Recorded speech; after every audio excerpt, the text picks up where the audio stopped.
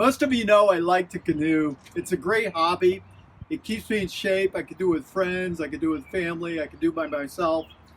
One of the things I like about canoeing is it gets me out in nature, away from the busyness of life and just the congestion of life. One of the hardest things about canoeing is getting the canoe on and off of the car.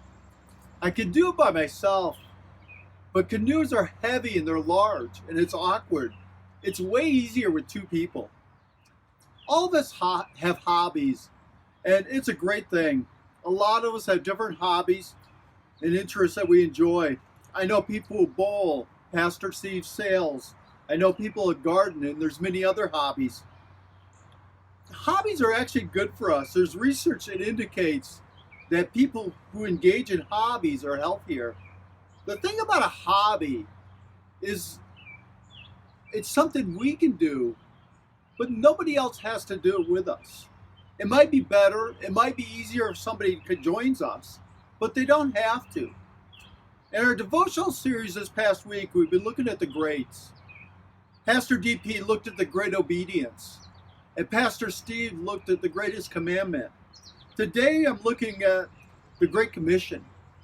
The greats are different than hobbies in that there's something all of us who are Christ followers are expected to do. They're not optionals. The Great Commission is found in the end of Matthew's Gospel, and it's also found in the end of Mark's Gospel. I'm going to read from the end of Matthew 28, 18 through 20. And Jesus came up and spoke to them, saying, "All authority has been given to me, and in heaven and earth.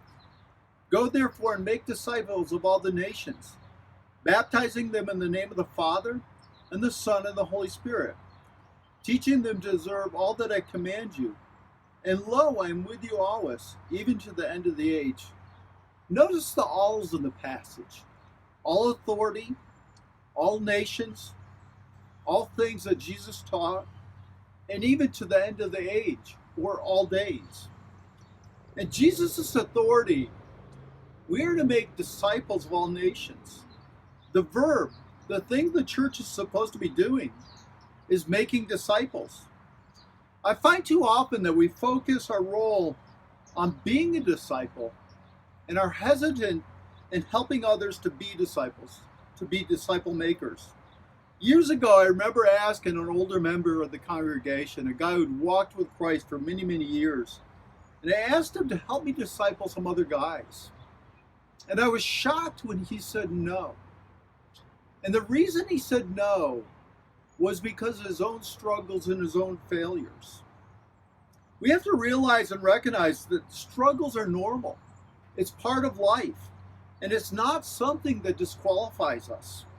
The Apostle Paul was honest about his struggles, even to the point where he called himself the chief of sinners. We're all called to help others follow after Jesus, helping them to hear him, to understand him, and obey what Jesus calls them to do. Our struggles are lessons and examples that can help them in their struggles, in their failures. It's not the job of missionaries or pastors, but it's the job of all of us who are called as Christ followers. Notice that the call is to go to all the nations, to the entire world. And some of you are saying, "Sign me up, I'll go anywhere. I love to travel, I love adventure." And some of you, "No, thank you. I'm happy just where I am. I like my home, I like my town, I'm not going any place." God may call you to the world, or he may bring the world to you. Whatever part of the world God has for you starts in your own life. It starts in your neighborhood. It starts in your town or in your workplace. Embrace the call to be a disciple maker, and God will help you to embrace wherever he calls you. Just like canoeing has a hard part, the Great Commission has a hard part. It's so easy to settle for being disciples and not being disciple makers. It seems that we think it's enough that we go to church and follow Jesus ourselves, but don't help others become disciples who follow Jesus. Let's get the proverbial canoe off the car and be the disciple makers we're called to be. One of the things I'm going to do this summer is to form a reading group where we read and discuss a book to help us become disciple makers. I'd love to have you join me. And by the way, if any of you would like to go canoeing, I'd love to have your help and your company to get the canoe off the car. In the course of our devotional series, we've been doing this during the Corona crisis. The church is opening up, and we're going to change our schedule a little bit. We're looking at doing our devotionals on Tuesdays and Thursdays instead of Monday through Friday. But we've enjoyed this time, and we hope it's been a blessing to you. Thanks so much.